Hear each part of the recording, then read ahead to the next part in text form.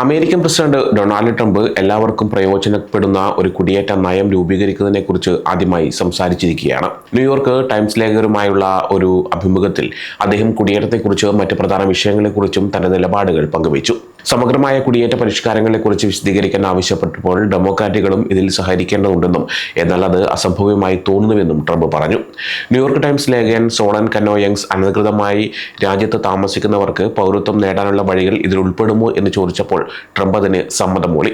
Biden ഭരണകൂടത്തിന്റെ കുടിയേറ്റ നയങ്ങളെ ട്രംപ് വിമർശിച്ചിട്ടുണ്ട്. അമേരിക്കയിലെ നിയമപരമായി താമസിക്കുന്നവരെയും അനധികൃതമായി താമസിക്കുന്നവരെയും ബാധിക്കുന്ന നിരവധി നടപടികൾ അദ്ദേഹം നടപ്പാക്കിയിട്ടുണ്ട്. പ്രകൃതിദത്ത പൗരന്മാരെ നാടുകടത്തുമെന്ന ഭീഷണിയും അമേരിക്കയിൽ ജനിക്കുന്ന എല്ലാവർക്കും ജനനത്തിലൂടെ പൗരത്വം നിഷേധിക്കുമെന്ന വാദവും ട്രംപ് പലപ്പോഴും ഉന്നയിച്ചിട്ടുണ്ട്. ട്രംപിന്റെ ജനന പൗരത്വം സംബന്ധിച്ച എക്സിക്യൂട്ടീവ് ഉത്തരവിനെക്കുറിച്ച് സുപ്രീം കോടതി ഇതുവരെ വിധി പ്രസ്താവിച്ചിട്ടുമില്ല.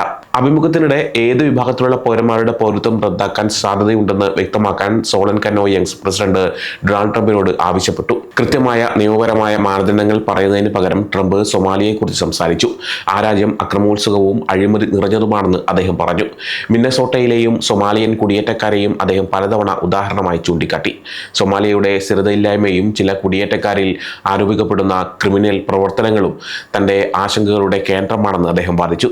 വ്യക്തികൾ സത്യസന്ധമല്ലാത്ത രീതിയിൽ പൗരത്വം നേടിയെടുത്തുവെന്നോ അമേരിക്കൻ താൽപ്പര്യങ്ങൾക്ക് വിരുദ്ധമായി പ്രവർത്തിച്ചുവെന്നോ താൻ വിശ്വസിച്ചാൽ പ്രകൃതിദത്ത പൗരത്വം റദ്ദാക്കാൻ കഴിയുമെന്നും ട്രംപ് പറഞ്ഞു. നിയമപരമായി കുടിയേറിയവർക്കും ഗ്രീൻ കാർഡ് ഉടമകൾക്ക് പോലും പൗരത്വം നേടുന്ന പ്രക്രിയ കൂടുതൽ കർശനമാക്കിയിരിക്കുകയാണ്. വിദേശികൾ പൗരത്വത്തിന് അപേക്ഷിക്കുമ്പോൾ വ്യക്തിഗത അന്വേഷണങ്ങൾ പുനരാരംഭിച്ചതായി അടുത്തിടെ USCIS അറിയിച്ചിരുന്നു. ഇത് ഇമിഗ്രേഷൻ ആൻഡ് നാഷണാലിറ്റി ആക്ട് അനുസരിച്ചാണ്.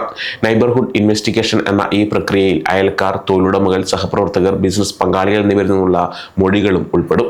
ഗ്രീൻ കാർഡ് ഉടമകളായിരുന്നിട്ട് അമേരിക്കൻ പൗരത്വം നേടിയവർക്കും അവരുടെ പൗരത്വം നഷ്ടപ്പെടാനുള്ള സാധ്യതയുണ്ട്.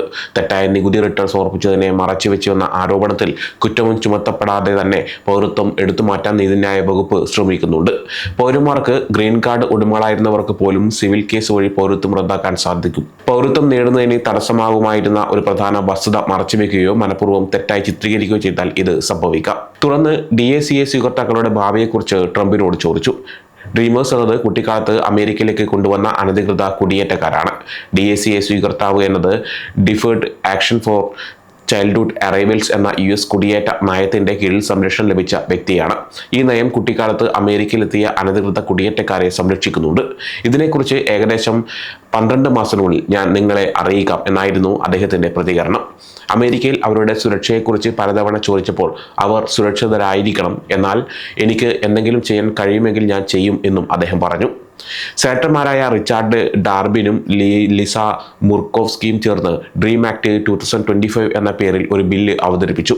ഇത് ഡ്രീമേഴ്സ് നാടുകടത്തിൽ നിന്നും സംരക്ഷണം നേടാനും നിയമപരമായ പദവി നേടാനും പിന്നീട് ഗ്രീൻ കാർഡ് ലഭിക്കാനും സഹായിക്കും. ഇത് നടപ്പിലാക്കിയാൽ H-1B വിസയുള്ളവരുടെ കുട്ടികൾക്കും ഡ്രീമേഴ്സിനും DACA സ്വീകർത്താക്കൾക്കും US ഗ്രീൻ കാർഡ് ലഭിക്കാൻ സാധ്യതയുണ്ട്. ഡ്രീം ആക്ട് 2025 പ്രകാരം ഏകദേശം 5,25,000 DACA സ്വീകർത്താക്കൾക്കും കുട്ടിക്കാലത്ത് അമേരിക്കയിലെത്തിയ മറ്റ് 2 ദശലക്ഷം യോഗ്യരായ ഡ്രീമേഴ്സിനും അമേരിക്കയിൽ തുടരാൻ സാധിക്കും. കൂടാതെ 2,50,000 നിയമപരമായി അമേരിക്കയിലെത്തിയ ഡ്രീമേഴ്സിനും രാജ്യത്ത് തുടരാനും സ്ഥിരമായ നിയമപരമായ പദവി നേടാനും ഈ ബിൽ അവസരം നൽകിയേക്കാം.